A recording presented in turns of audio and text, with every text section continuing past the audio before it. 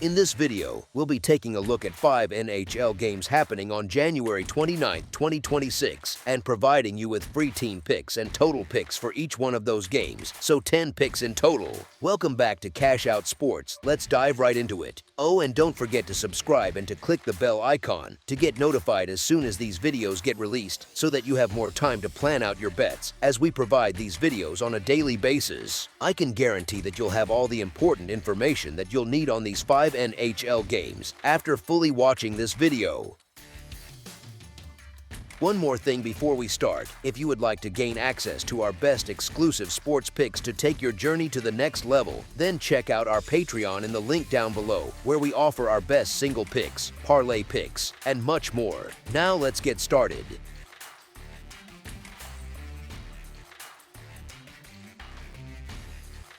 Colorado Avalanche versus Montreal Canadiens. Colorado rolls into Montreal on January 29th feeling every bit like the heavyweight in this matchup, sitting on a shiny record that reads something like 35-7-9 and perched up top in the Central. They already thumped the Canadiens 7-2 in Denver earlier in the season, which sticks in the back of everyone's mind, even if players swear they don't think about that stuff.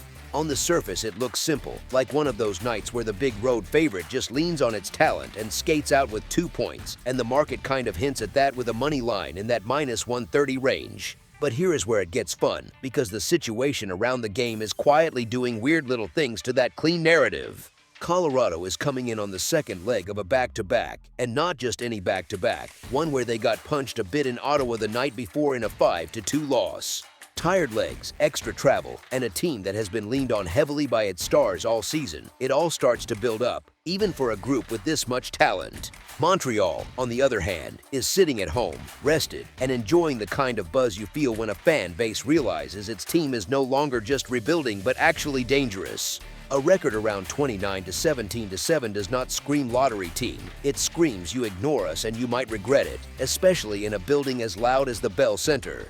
Honestly, the Canadiens have turned into a pretty entertaining version of themselves. They are scoring over 3 goals a night, skating with pace, and that power play is no longer a harmless formality. It lives in that 23% range and punishes mistakes. The crazy part is they are doing it without some of the big names who were supposed to carry the banner this season.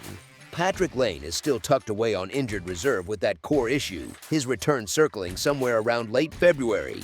Alex Newhook is stuck on the shelf with that ankle, tracking more toward mid-March after that original 4-month timeline from November and the later 2 months out reminder in January. So this current scoring punch is not a mirage, it is real, and it is coming from the guys actually wearing the sweater tonight. You have Nick Suzuki acting like the calm heartbeat of the team, hovering near a point per game and setting the tone.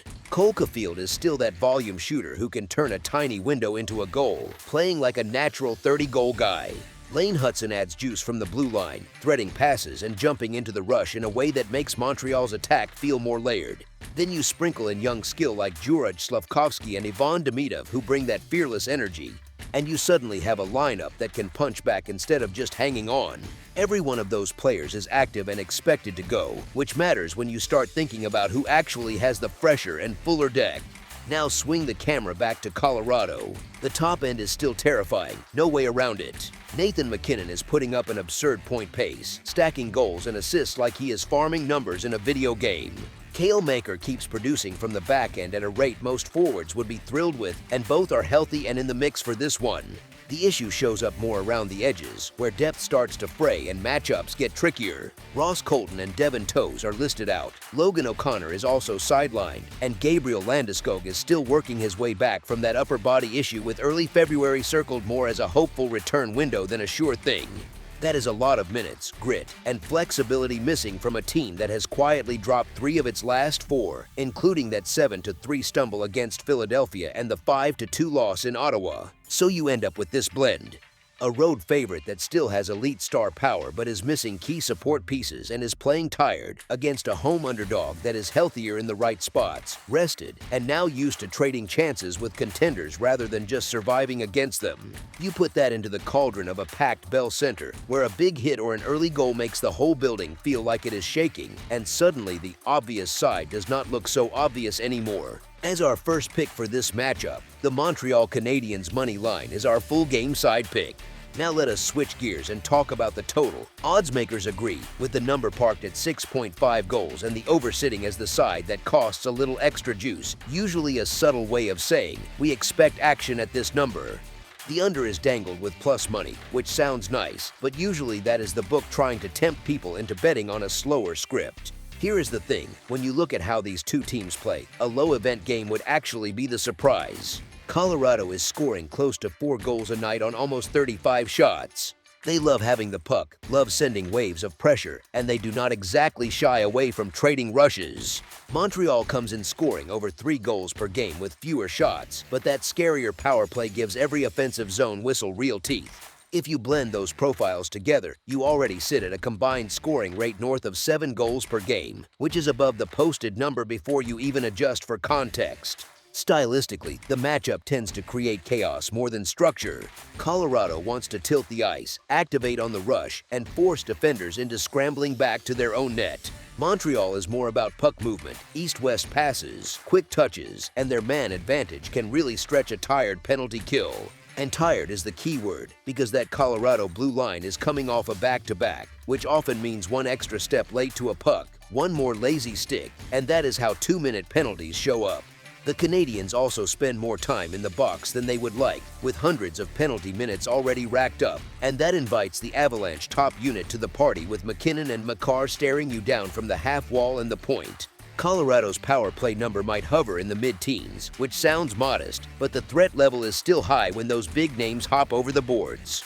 On the flip side, Montreal's power play has been far more efficient, and in a game with potential fatigue, each special team sequence eats into defensive structure.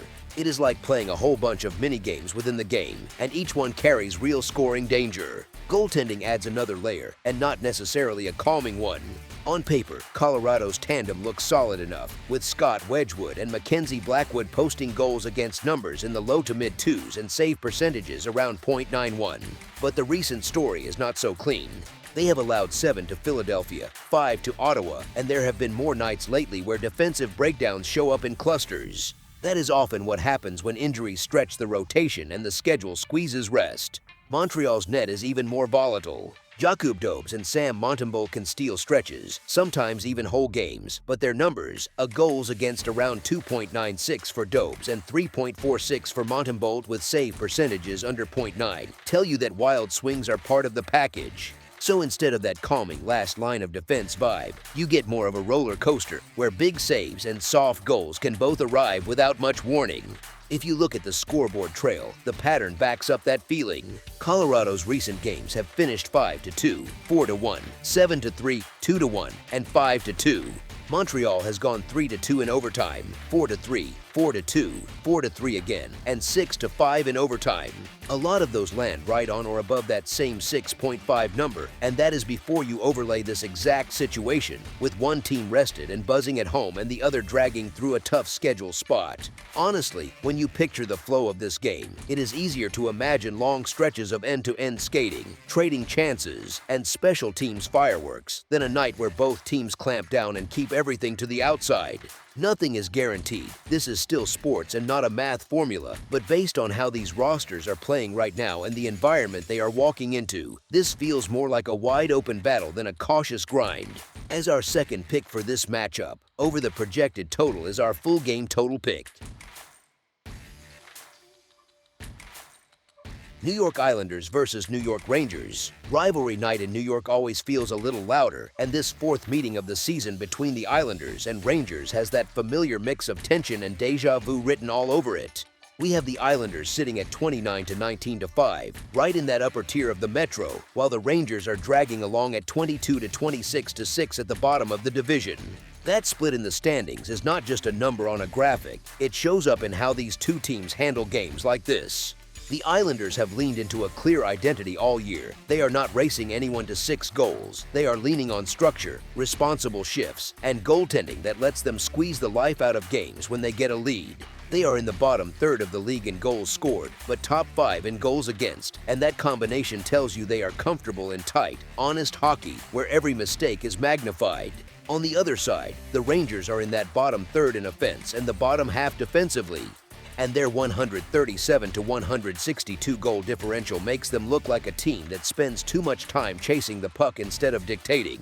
If you zoom in on home and road form, the contrast feels even sharper. The Rangers have only managed a rough 6-13-4 mark at home, which is not what you expect from a team skating out at Madison Square Garden with that crowd behind them. The Islanders, meanwhile, have been respectable travelers, and they are giving up about 2.6 goals per game away from home, which fits that whole bring our system in a suitcase vibe they have built this season. Honestly, that kind of road profile is exactly what you want in a rivalry spot where nerves and emotion can tilt things early. Then you line up the bodies, and the depth chart starts whispering in the same direction as the standings. The Islanders are missing some pieces, sure, with Callum Ritchie out and Kyle Palmieri on injured reserve, but the main core that drives their game is on the ice and available. For the Rangers, the list hurts a lot more. No Artemi Panarin, who is out with his return timeline running into late February. No Adam Fox on long-term injured reserve. No Igor Shesterkin on injured reserve. Plus Connor Sheary and Adam Edstrom stuck on long-term injured reserve as well. That is their top playmaker, their number one defenseman, and their number one goalie all removed from the equation, which is not exactly a minor detail in a season that already has them wobbling. You can also feel how this matchup has gone in real time, not just in theory. The Islanders have already taken all 3 meetings this year, and they did not need chaos to get there. Last night they handled the Rangers 5-2 at UBS Arena, held them to 16 shots, and made it look pretty routine for a rivalry game. That result was not some random one-off either. The Rangers have dropped 13 of their last 17, and you can see the frustration in how they are trying to manufacture offense without their key pieces. Now bring in the number you are actually betting into. The books are still hanging a fairly modest price on the Islanders, sitting in that -130 neighborhood on the money line, and that is in a spot where you have the better defensive team, with more of its core intact, facing a rival on short rest that is still missing its star scorer, its top defenseman, and its franchise goalie. There is always a little risk baked into a rivalry game. Weird bounces, tilted calls, a hot backup goalie, you name it. But over 60 minutes, the side that knows exactly what it is usually has the edge. As our first pick for this matchup, the New York Islanders money line is our full game side pick. One book is hanging 6.5, another has gone with 5.5 with heavy juice on the over, which tells you how much that 5-2 final from last night is haunting the line. It is human nature. Bettors remember the last box score more than the whole season. If you step back from that single game, the bigger picture points in a calmer direction. Both clubs are sitting under 3 goals per game this year, the Islanders at 2.81 and the Rangers at 2.6, which is not exactly a recipe for fire wagon hockey. The Islanders' overall line of 146 goals for and 141 against, plus that top-tier ranking and fewest goals allowed, screams controlled tempo. Their recent stretch backs that up. They have held opponents to 2 or fewer in 3 of their last 4, and they have done it while spending a lot of time away from home. The Rangers' side of the scoring story is not exactly explosive either, especially with the injuries baked in. Without Panarin driving plays and Fox feeding pucks from the back end, their offense has lived in that respectable but not terrifying zone. You can see it in the recent run, where they have put up lines of 2, 4, 1, 3, and 3 goals. That is not lifeless, but it is also not the profile of a team that regularly drags a total up all by itself. Scheduling adds another twist that quietly matters. This is a home and home back-to-back with the same opponent, which means both benches just got a full, fresh 60-minute look at every breakout, every neutral zone look, and every face-off set last night. Coaches love that kind of tape, and usually the second meeting in that kind of mini-series turns more into a chess match and less into a track meet. The rivalry edge can push players to finish checks harder, but it can also make them a little safer with the puck when they know one mistake in front of this kind of crowd will be replayed on local all week. Special teams fit the quieter script as well. The Islanders' penalty kill sits north of 82%, which gives them a real safety net if this thing turns into a whistle-heavy whistle pattern for a period or 2. The Rangers' power play is around 22%, solid on paper, but it is missing its best half-wall creator tonight, which usually means more deliberate entries and fewer clean one-touch finishes. You still have to respect the talent on the ice, but you also have to respect how much structure and familiarity can choke off clean looks on both sides. So, could this game flip the script again and land on another score like 5-2? Of course, there is always the chance a goalie has a rough night or we get a handful of odd man rushes from nowhere. But if you strip away the noise and focus on the most repeatable pieces, you are looking at two offenses that sit below 3 goals per game, one defense that is comfortably among the league's best, a short-handed attack trying to piece things together, and a fourth meeting of the season where both coaching staffs know exactly what the other wants. That is the recipe for a scoreboard that feels more like 3-2, 3-1, maybe even 2-1, rather than a wide-open track-style game. As our second pick for this matchup, under the projected total is our full game total pick.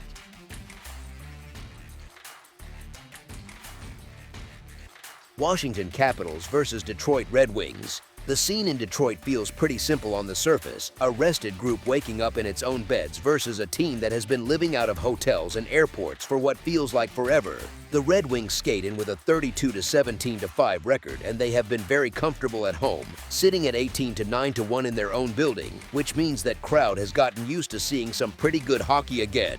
Washington, on the other hand, drags in a 25-22-7 mark and an 11-12-4 road record that screams, please let this trip end soon, especially after a stretch where they have gone 1-3-1 on this 6-game swing and got smacked 5-1 in Seattle in what players themselves called a wake-up call. Honestly, that is the kind of travel spot where you can almost feel the fatigue through the TV, and you know how it is. When your legs are heavy, the brain starts making small mistakes too. Detroit is not some wild, all-gas, no-breaks team. They have quietly built a pretty balanced profile, hovering around 3 goals for per night and just under 3 against, which is exactly the kind of steady rhythm that wins you a lot of boring, professional games. Their power play has been one of the better ones in the league, running around that mid-20s percentage, and the penalty kill is not elite, but it holds up enough when the structure is there. Washington actually scores a touch more on average, but they lean on a power play that has not really scared many people and a penalty kill that has sprung more leaks than you would like from a team that has to survive on the road so often. When you throw special teams into the mix, you get this sense that every penalty the Capitals take in this building could turn into a little mini crisis, especially late in a long trip. There is also the emotional tone around Detroit right now, which matters more than people admit.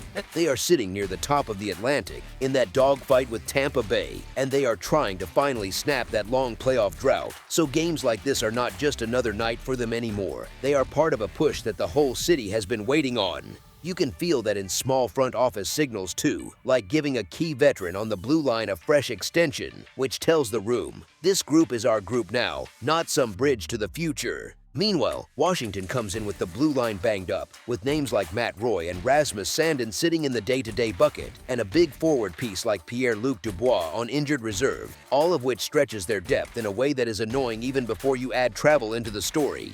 Let me explain why that matters. When you are tired and a little thin on the back end, the mistakes that slip in once or twice a period have a nasty habit of ending up behind your goalie, especially against a home team that can roll 4 lines and chase matchups. The betting market has reacted to all of this, but not in some over-the-top way. Detroit is sitting as a modest home favorite, roughly in that small chalk range that tells you the books respect Washington's talent but also respect the spot and the Wings' form. Here is the thing, that modest tag almost flatters the road team given the rest edge, the way special teams line up, the home crowd, and the bigger picture energy around a Detroit club that has turned Little Caesars Arena into a much less friendly stop again. You could see this turning into one of those games where Detroit does not have to blow anyone out. They just lean on depth, use their legs, and slowly squeeze a tired opponent until the time and space disappear, which in hockey is often what being the better team really looks like. As our first pick for this matchup, the Detroit Red Wings money line is our full game side pick. Odds makers are hanging a 6.5 total with a small tax to the under, which is basically their way of saying, yes, these teams can score, but we are not handing out a track meet for free. On first glance, a lot of people see Washington's offense sitting around 3.17 goals per game and Detroit's around 3.07 and think, okay, that smells like goals.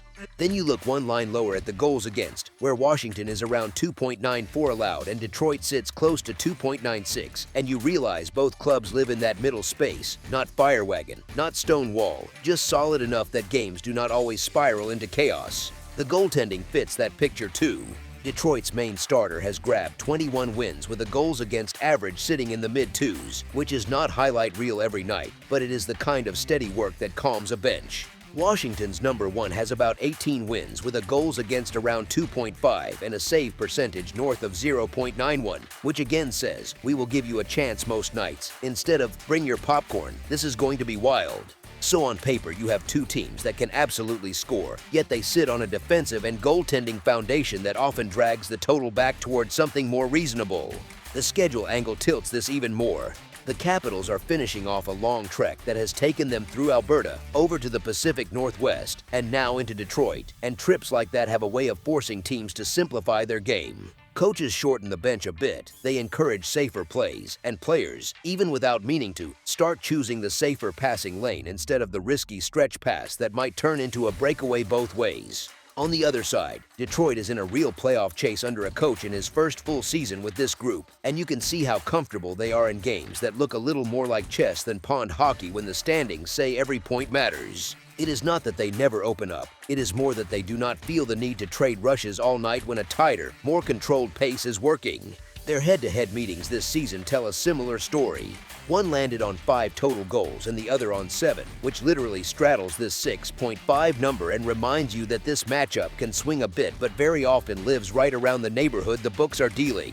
There are stretches where they slow things down, especially after that first wave of energy wears off and both benches settle into their structure. Once someone grabs a lead, you tend to see more line matching, more safe chips off the glass, and more of that live to fight the next shift mentality that quietly eats away at the clock. Injuries and stakes color the tempo too. Washington is missing a key forward piece, Detroit is without a promising young defenseman, and both benches know these points matter in the bigger picture. That combination often creates a slightly more cautious tone, with coaches less interested in rolling the dice on every shift and more locked into protecting their structure, which pulls scoring chances down a notch even when the skill on the ice could support a track meet. So while the raw goals per game numbers suggest fireworks, the context around this specific spot keeps tugging things back toward a tighter, more methodical game where physical play, board battles, and special teams details matter more than trading odd-man rushes. You look up late in the third in a game like that and you often see a scoreline that feels a bit smaller than the offensive talent might lead you to expect. As our second pick for this matchup, under the projected total is our full game total pick.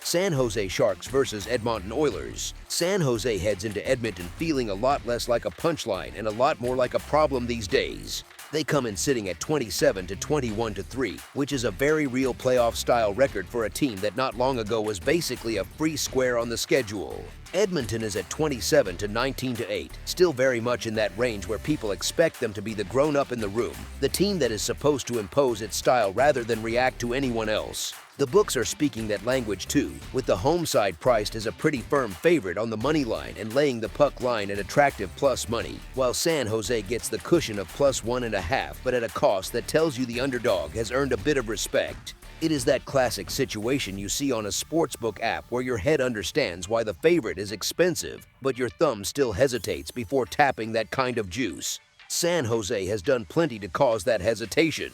They have won 10 of their last 14 in their road record, sitting at 13 to 12 to 0. Finally looks like something you can say out loud without apologizing. There is a new identity taking shape, with that young skill at the top of the lineup, the kind that gives a team a bit of swagger walking into any rink. You can feel it in the way they started that win in Vancouver, jumping on the Canucks early and never really letting them breathe in a 5-2 result. For a franchise that spent a long time just trying to survive nights like that, actually dictating a game on the road is a big emotional shift. The funny part is that even with all that progress, the overall goal differential still leans negative, which is a reminder that the climb is real but the hill is not gone.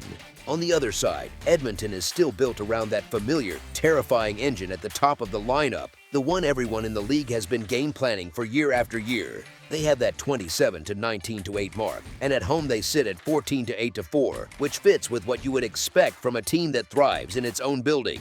Think about their recent home stretch. They just dropped 7 on Anaheim in a wild 7-4 game, and over their last 3 at Rogers Place they have outscored visitors by an 18-11 margin. Those are the kinds of nights that do not just show up on the stat sheet. They live in the heads of goalies and defensemen who have to come in and try to quiet that building. If you have ever watched one of those late West Coast games while half-checking your fantasy scores, you know how fast things can go from calm to chaos when this group starts rolling. The history between these two does not exactly make life easier for San Jose either. Edmonton has had a clear grip on this matchup recently, stringing together 6 straight wins in the series and turning their own rink into a pretty miserable stop for the Sharks. San Jose has not had success in Edmonton for a while, and that kind of pattern may not decide a game by itself, but it absolutely colors how everyone involved feels when they hit the ice. Layer on top of that the special teams picture. Edmonton owns the most dangerous power play in the league, hovering around that low 30s%, and when that unit gets a couple of early touches, you can almost see defenders start to shrink back toward their own crease. With the top star in the sport leading the league in points again, that first unit is less a normal power play and more like a scheduled crisis for whichever penalty kill happens to be unlucky that night. San Jose has improved, no doubt, but their overall numbers still leave cracks, and this is exactly the type of opponent that finds every crack and widens it. The timing of this particular spot matters too. San Jose is wrapping up a Western Canada swing, coming off that emotional win in Vancouver, and now has to reset quickly for another loud building and another high-skill opponent. Edmonton, by contrast, sits at home, comfortable with its surroundings, confident in its ability to push pace and ride its top talents when the game starts to tilt. From a betting angle, that is where the real question lives. Do you want to pay a steep moneyline tax for the better team, or lean into the idea that when Edmonton does get it right at home against this specific opponent, they often do it with a bit of style and margin? In a matchup where the favorite has the star power, the special teams edge, and a recent habit of turning this head-to-head into a one-sided story, backing them to win by more than one rather than paying for pure safety lines up more cleanly with the way these games have actually looked on the ice. As our first pick for this matchup, the Edmonton Oilers money line is our full game side pick. Edmonton contests have gone past 6.5 goals in 30 of their 54 outings so far, and San Jose games have cleared that same number in 26 of 51.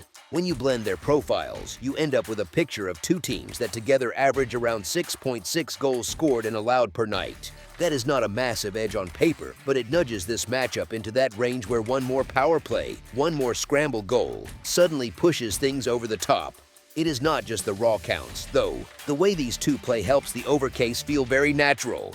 Edmonton runs the best power play in the league, settling into that 31 to 32% pocket, which is simply absurd at this level. San Jose is not in that tier, but their own power play sits in respectable territory, and they have had nights recently where it has looked downright scary, including a game with 4 goals on the man advantage. That road showing in Vancouver, where they scored 3 times in the first handful of minutes, is a good example of how quickly their young skill can grab a game by the collar.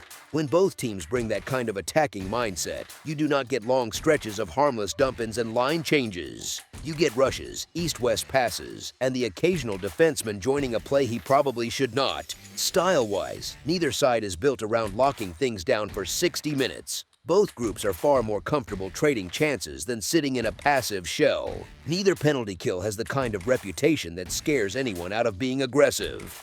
Edmonton's top unit can drag a total toward 7 almost on its own if the officials hand them a few chances, and San Jose's young forwards are more likely to treat this as a chance to prove they belong on that stage than to sit back and hope for a coin flip bounce. If you have ever watched a game where both power plays are humming, you know how quickly the math gets fuzzy for an under ticket when a harmless-looking hooking call turns into 2 quick goals. Look at the recent scorelines and you see that story repeat. Edmonton's last handful of games include that 7-4 shootout with Anaheim, a wild 6-5 result, and even a 5-0 outing where they simply swamped their opponent and could have had more. San Jose shows a slightly more varied pattern, but it still points in the same direction. They beat Vancouver 5-2, handled the Rangers 3-1, and sprinkled in several games where they either exploded offensively or got exposed defensively against high-end attacks. That mix is perfect for volatility. You do not need both defenses to collapse. You just need one to have an off night while the other keeps pressing. Of course, there is always that nagging voice reminding you that a goaltender can steal the show. One hot night from either netminder can flip the script and leave everyone staring at a 3-2 final while wondering what went wrong with what seemed like a strong over setup. That possibility is always there and always will be there in hockey, which is exactly why totals can be such a roller coaster. Still, when you stack up the numbers, the offensive tendencies, the recent game flows, and the special teams matchup, this particular contest looks far more like one where fans are checking their betting apps to see if an 8th goal lands than one where anyone is sweating to see a 4th. As our second pick for this matchup, over the projected total is our full game total pick. Dallas Stars versus Vegas Golden Knights. We have a classic betting trap feel here, with Dallas walking into Vegas as the team in better current form but still wearing the underdog label in the market. Vegas is sitting around a -135 number at home. Dallas is sitting near +114 on the money line, and the puck line has the Knights at -1.5, with the Stars grabbing +1.5. For a lot of casual bettors, that setup alone whispers take the home favorite. It is Vegas, it is loud, it is shiny, and that is exactly why this spot gets interesting for the spread. Dallas comes in with a record of 30-14-9, sitting in 3rd place in the Central, and they have been flat out comfortable on the road with a 16-7-6 mark away from home. That is not some small sample heater. That is a long track record of walking into hostile buildings and dragging the game into the style they prefer. They just came out of St. Louis with a 4-3 win a couple nights ago, wrapping up a stretch that included wins over Boston and St. Louis twice in their last 5, with only one truly sleepy effort in Columbus mixed in. You can almost feel the rhythm of a team that trusts its structure more than the scoreboard in the first 10 minutes. On the other side, Vegas is finally returning home after a long swing through the Eastern rinks, and the recent resume does not look nearly as clean.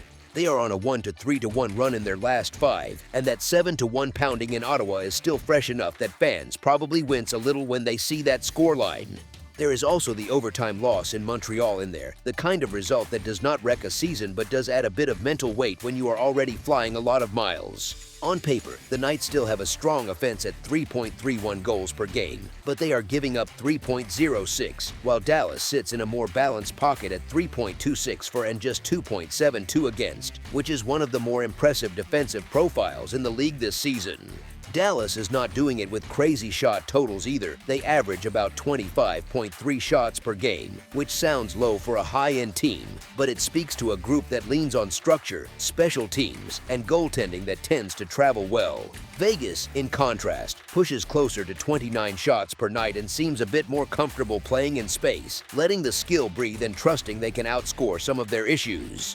That style is fun to watch, especially in a building like T-Mobile, but it can get a little dicey when the legs are not fully back under you after a long road trip. Then you add the lineup context. Dallas comes in with its main offensive engines available and only a depth defender listed as out for this road swing, which means their top end looks intact and the coaching staff can roll their usual matchups. Vegas, by comparison, is down a couple of centers who normally live in that middle 6, so that famed wave of forward depth looks a touch thinner than the logo suggests. Honestly, when you stack all of that together, you get a road team that is defending better, trending better, and healthier where it matters most, all while getting the cushion of the spread instead of having to win outright. As our first pick for this matchup, the Dallas Stars money line is our full game side pick. Both teams are sitting north of 3.2 goals per game, with Vegas at 3.31 and Dallas at 3.26, which puts them firmly in that upper tier of offenses this season. For a lot of bettors, that is all they need to see. 2 dangerous attacks, a glitzy rink in Las Vegas, and suddenly the over starts to feel like the fun play. Here is the thing, though, the way Dallas has been winning lately does not really match the picture of a pure end-to-end race. In their last 5 outings, the Stars have played games that finished 4-3, 3-2, 1-0, 6-2, and 4-1. 3 of those landed at 5 total goals or fewer, and even that 4-3 win in St. Louis needed some late drama to sneak up over 6. It feels more like a team that nudges games into that 3-2 or 4-2 window and then calmly shuts the door instead of chasing an extra marker in the final minute. Vegas, on the other hand, has been living in controlled chaos. Their last 5 game totals have landed at 3, 7, 9, 8, and 5, which sounds wild, but a lot of that noise has come from them falling behind and then trying to claw back rather than from some sustainable offensive clinic. If you have ever watched a team chase the game for weeks, you know that those frantic third periods look great on the scoreboard sometimes, but coaches do not exactly want that as the constant script. When you zoom out to the full season profile, the picture around the total starts to sharpen a bit. Dallas is allowing just 2.72 goals per game on modest shot volume against around 27.4 per night, which signals a structure that usually keeps games from totally blowing open. Vegas is actually even better in terms of raw shot suppression at about 24.8 shots allowed per game, but their goals against number sits higher at 3.06 because of defensive lapses and a goaltending group that can run a bit hot and cold. So you are looking at two teams that do not exactly invite 40-shot barrages against them on a regular basis. Now layer in the situational context that often gets overlooked when people only stare at the total on the board. Dallas is on the second game in 3 nights. Vegas is just getting back from that 5-game Eastern swing, and in spots like this, coaches tend to shorten the bench, keep shifts a little tighter, and lean more on structure than on trading rushes all night. That is admittedly a bit of a game script read, but it matches how both benches have handled heavier stretches earlier in the season, and it fits with this being the first game of the season series, not some loose back-to-back rematch where tempers and legs are already frayed. With Jake Oettinger stabilizing things in the Dallas crease and a Stars group that has quietly leaned into those 3-2 and 4-2 type wins, you get a game that feels more like a playoff teaser than a January All-Star show. Vegas, stung by that 7-1 loss in Ottawa, is more likely to focus on avoiding another defensive embarrassment than on running up the score for the home crowd. Put that together with a 6.5 total, and it starts to feel like the number is sitting just a little too high, where we do not need some heroic goalie duel, just a controlled, somewhat tighter game than the raw offensive numbers might suggest. As our second pick for this matchup, under the projected total is our full game total pick. That's all for now, so if you have any other games you would like reviewed, then leave a comment down below with the game you would like analyzed, subscribe to our channel, leave a like on this video, and we'll get to it as soon as we possibly can. We would also love to hear your opinion on the picks presented to you in this video, whether you agree or disagree with them, so leave a comment down below and do let us know.